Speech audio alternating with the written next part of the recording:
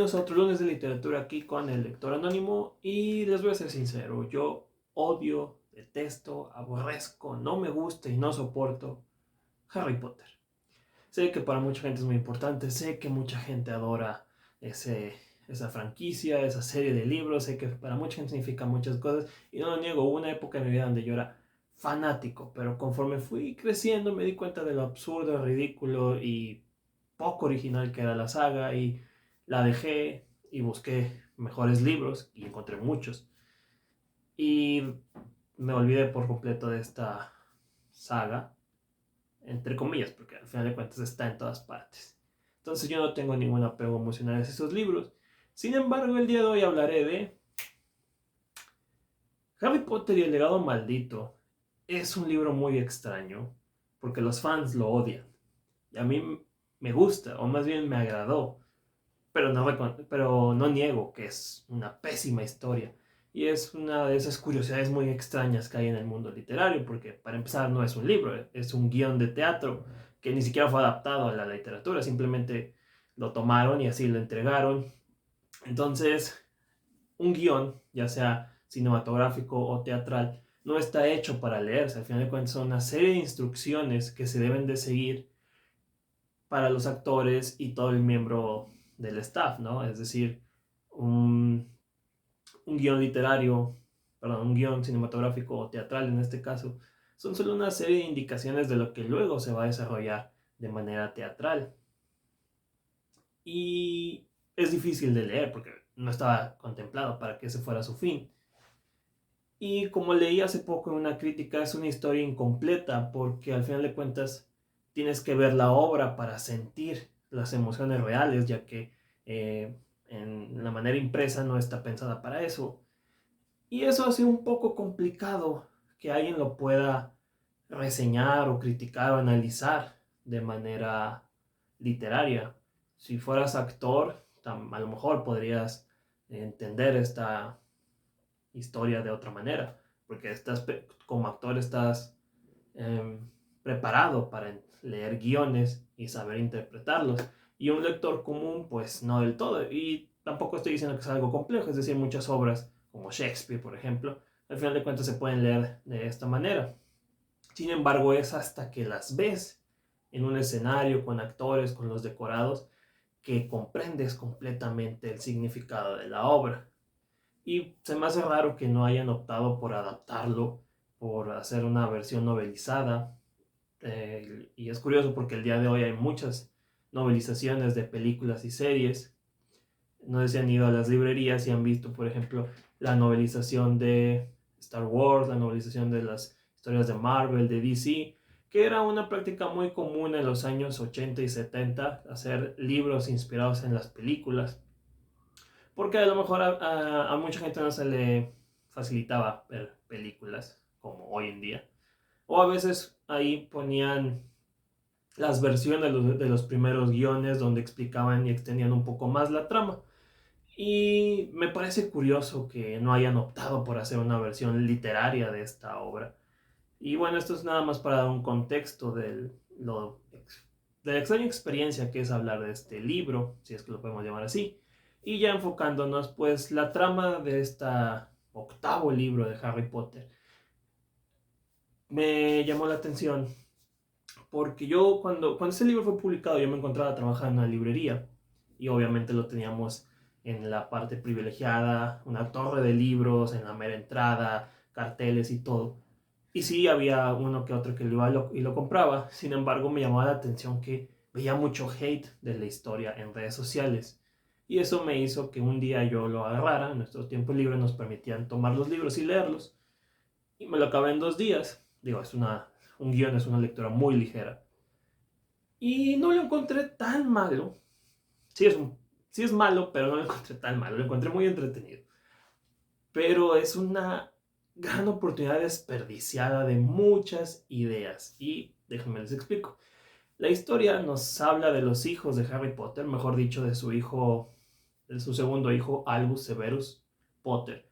Un chico que acaba de entrar a Hogwarts y está como acomplejado, está como viviendo a la sombra de lo que fue su padre, a diferencia de su hermano mayor, James Potter, que sí disfruta el pertenecer al legado de su familia, Albus no está a gusto con ser el hijo del niño mago más famoso de la historia, del niño que sobrevivió. Siente que todo el mundo lo considera solo el otro hijo de Harry Potter.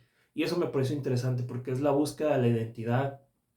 Me parece un drama muy teatral, muy shakespeariano, esto de dónde está nuestra identidad o de vivir a la sombra de alguien mayor. Y eso sonaba muy interesante. De hecho, el personaje de Albus Severus me encanta. Es uno de los mejores personajes que he leído, al menos en la literatura de esta saga.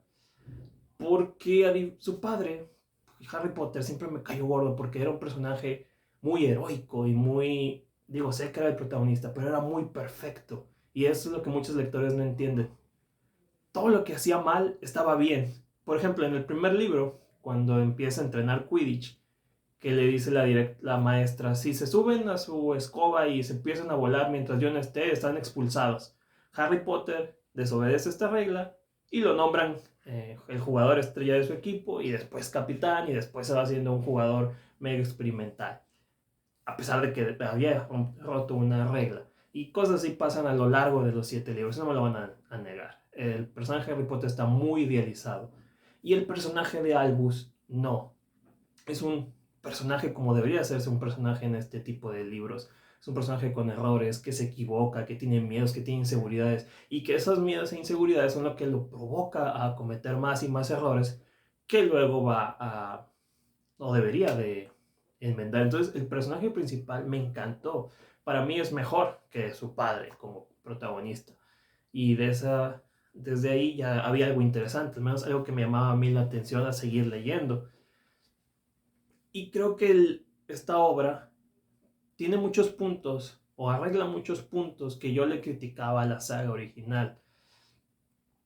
Por ejemplo, creo que su hijo termina en Slytherin, que es la casa de los villanos y donde nadie quiere ir porque ahí te vuelves malo. Y eso también se volvió interesante porque yo siempre dije, ¿y si Harry Potter hubiera entrado a Slytherin y hubiera sido desde ahí la perspectiva de toda la obra, de que ni todo lo que es malo, ni todo lo que es bueno es bueno?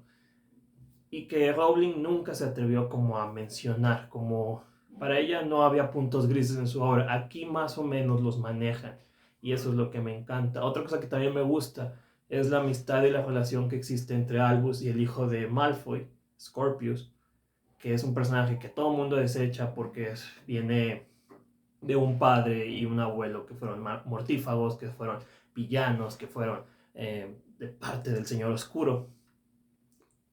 Y él pues también lleva una carga sobre sus hombros, pero no un legado como el de Harry Potter, sino un legado de, como dirían, los pecados de nuestros padres no deberían afectar a los hijos. Y entonces ellos dos se sienten como rechazados, se sienten como los marginados sociales, a pesar de venir de grandes linajes, y se encuentran entre ellos en una amistad muy bonita, que eso también es algo que casi no se ve en los libros juveniles, amistades. Casi siempre todo gira en torno a relaciones más románticas y casi muy pocas veces vemos amistades en los libros actuales. Casi ya no vemos estas relaciones de amigos como en algunas películas antiguas donde la idea era chicos se conocen y se divierten y la pasan bien, como en películas como Stand By Me o Nuestra Pandilla, que solo era sobre chicos disfrutando la vida y la amistad.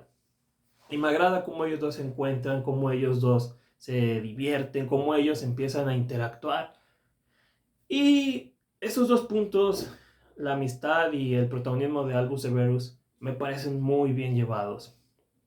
Y también me agrada que el personaje de Scorpius no sea el amigo bonachón, este amigo torpe y burdo que hay en la fantasía para hacer que el héroe y el protagonista se vean más interesantes, ¿no? Como lo era Ron Weasley, que a mí siempre me cayó gordo. Yo no entiendo cómo es que él, que era un mago de sangre pura, venía de una familia de magos, que tenía toda la vida sabiendo que era la magia, era el más tonto de sus amigos, tomando en cuenta que Harry Potter ni siquiera sabía que era mago, y Hermione llevaba como 3 o 4 semanas sabiendo usar la magia y era perfecta.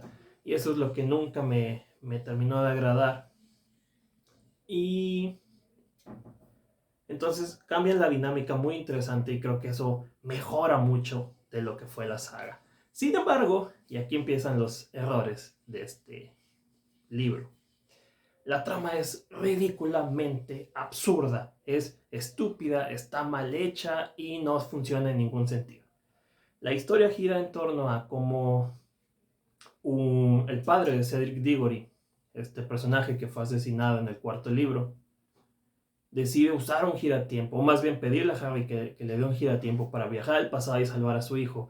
Y eso empieza a generar una serie de universos paralelos donde Cedric se volvió malo, donde Voldemort ganó y venció a Harry Potter, donde hubo un montón de cambios y obviamente empiezan a hacer referencia a la saga en general y se meten o digamos van hacia los momentos más emblemáticos de los libros, pero más como para hacer referencia a la nostalgia, no porque realmente tenga un sentido narrativo a la historia. Y es ahí donde se pierde. Lo que empezaba como algo interesante con estos chicos explorando el pasado e incluso cuestionando el factor heroico de sus padres, un poco lo que vemos en Cobra Kai. Por eso digo que me llamó mucho la atención la narrativa de esta obra. Pero luego se pierden un montón de estupideces que no solamente no tienen sentido, sino que afectan a la saga en general. Por ejemplo, el giratiempo ya se había explicado hasta el fin del universo que era imposible viajar y cambiar los eventos, que no se podía usar para viajar y matar a Voldemort para salvar a los padres de Harry, que era imposible, que eso no funcionaba así. Y aquí nos dicen que sí se puede. Ahora otra cosa, empieza a meterse con muchos personajes y tramas de las novelas que no tenía sentido. Obviamente reviven personajes solo por revivirlos. Ahí sale Snape, por ejemplo, y Cedric Diggory, que se vuelve villano aparentemente en este universo alterno. Y luego ya esta película, perdón, esta novela, de esta obra, pasa a convertirse en una especie de volver al futuro con Days of the Future Past de los X-Men, con un montón de ideas que no tenían sentido y se vuelve ridícula y se vuelve una estupidez enorme. Hay gente que lo llama un fanfic. Para quien no sepa, un fanfic es una historia creada por fans o por algún lector sobre personajes y tramas ya vistas. Hay fanfics de lo que quieran, de Harry Potter, Casa de la Sombra, Crepúsculo, donde los fans empiezan a inventar sus propias tramas, sus propios argumentos, que a veces se alejan demasiado de los originales y pues empiezan a meter todo lo que les gustaban. Hay fanfics que mezclan Star Wars con Marvel, con Batman, con lo que ustedes quieran. No hay un límite para los fans. Y esto empieza a sentirse así, de absurdo, porque empieza a meter tantas cosas. Por ejemplo, esto a mí me dio mucha risa, que la señora que vende dulces en el tren de Hogwarts es un demonio milenario que vive atrapada en el ferrocarril. Y eso se ve estúpido, es absurdo, no funciona en ningún sentido. O sea, de repente esta señora que durante varios libros solamente les vendía dulces resulta que es una criatura mitológica, así, demoníaca, y no tiene sentido alguno, pero a mí me dio mucha risa. No sé si me reí mientras lo leí, pero sí me daba como gracia, porque esto empezaba a volverse como las películas de Fast and the Furious que se vuelven exageradas y se vuelven muy burdas y muy torpes y empiezan a meter tantos elementos y empiezan a afectar a otras películas, ¿no? La última que revivió a varios personajes que ya estaban muertos y que cuando estaban muertos los revivieron, o sea, ya los habían revivido y los volvieron a matar y otra vez los volvieron a revivir y se empieza a meter con las tramas de las primeras. Esto es Harry Potter y Rápidos y Furiosos en ese sentido y por eso me da gracia, por eso el libro me gusta, porque es ridículo, es tan malo que es bueno, o al menos así me pareció. Era como si estuvieras leyendo lo que un niño de 5 años pensaba de que iba a pasar en Harry Potter, y eso es tan absurdo que funciona. No sé por qué, al menos yo creo que funciona para mí porque a mí Harry Potter nunca me gustó y era como no puedo creer que alguien haya hecho esto.